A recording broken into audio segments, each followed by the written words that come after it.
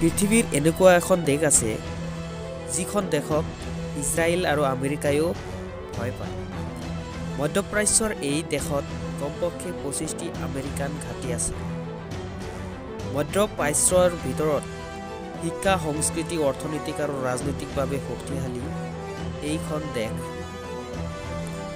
আমেৰিকাৰ নিষেধাজ্ঞা থকাৰ পাছতো এই দেশখন কেনেকৈ আগুৱাই গৈ আছে সেয়া এক বিচাৰ্যৰ বিষয়। এই দেশত চিয়া, সুন্নী, খ্ৰীষ্টান, ইহুদী, কুৰ্দি, আজাৰী, বেলুচ আৰু আৰবিয়ানসকলে বসবাস কৰে।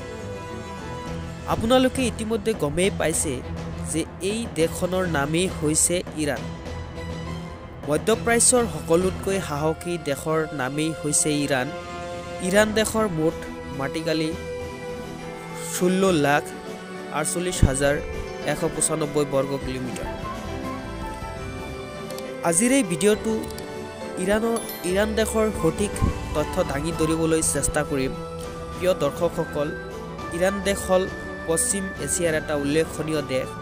ইৰাণ দেশৰ পূবত অৱস্থিত আফগানিস্তান, পশ্চিমত ইৰাক, উত্তৰত আজাৰবাইজান আৰু দক্ষিণত অৱস্থিত ইউনাইটেড আৰব এমিৰেটছ।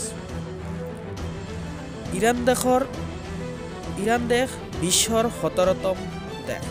এই বৃহত্তম ইৰাণত আছে 30টা আইলেণ্ড আৰু ইয়াৰ বেছিভাগেই পাৰস্য উপসাগৰীয় কেন্দ্ৰিক। ইৰাণ দেশত মুঠ 3টা নদী আছে। ইয়াৰ ভিতৰত সবাতকৈ বৃহৎ নদীটোৰ নামেই হ'ল কেৰন নদী। ইৰাণত 1500ৰো অধিক পৰ্বত শৃংগ আছে।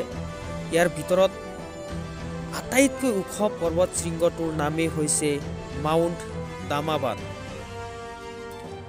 ইৰাণ দেশৰ বৃহত্তম চহৰ আহৱাজ। জাতিগতভাৱে ইৰাণ দেশ কোনো আৰব জাতি নহয়, এওঁলোক মূলতঃ পাৰ্চিয়ান লোক। পাৰ্চিয়ান আৰু আৰবিয়ান লোকৰ মাজত বৃহৎ পাৰ্থক্য তথা মতবিৰোধ থকা দেখা যায়।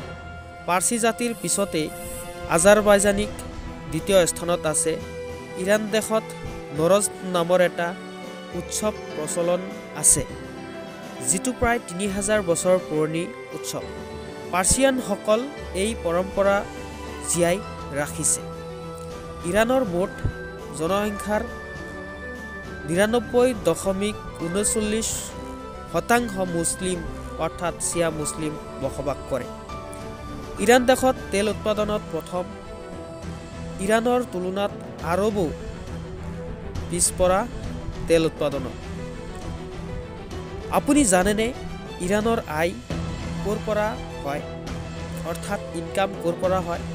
নিশ্চয় গমেই পাইছে যে ইৰাণৰ 80% ইনকাম তেল আৰু গেছৰ পৰাই হয়। ইৰাণ দেশৰ সুন্দৰী যুৱতীক ইচ্ছা কৰিলেই অন্য দেশৰ নাগৰিকে বিয়া কৰিব নোৱাৰে বা বিবাহ পাশত আবদ্ধ হ'ব নোৱাৰে। ইৰাণ দেশৰ পিতৃয়ে এডপ্ট কৰা নিজ কন্যাক বিয়া কৰিব পাৰে। চৰকাৰী নিয়ম অনুযায়ী বিয়াৰ বয়স ছোৱালীৰ 13 বছৰ আৰু ল'ৰাৰ 15 বছৰ হ'ব লাগিব। কিন্তু ইচ্ছা কৰিলেই ইৰাণৰ পিতৃয়ে 9 বছৰ বয়সতে বিয়া দিব পাৰে। প্ৰিয় দৰ্শকসকল, মোৰ এই ভিডিঅ'টো চাই আপোনালোকৰ কেনেকুৱা লাগিল কমেণ্ট কৰি মূল্যৱান মতামত দাঙি ধৰিব পাৰে। আপুনি যদি মোৰ এই চেনেলত নতুন, তেনেহ'লে অনুগ্ৰহ কৰি মোৰ চেনেলটো ছাবস্ক্ৰাইব কৰি মোক অধিক উৎসাহিত কৰিব। প্ৰিয় দৰ্শকসকল, ইমানখিনি সময় দিয়াৰ বাবে আপোনালোকক ধন্যবাদ জনাইছোঁ।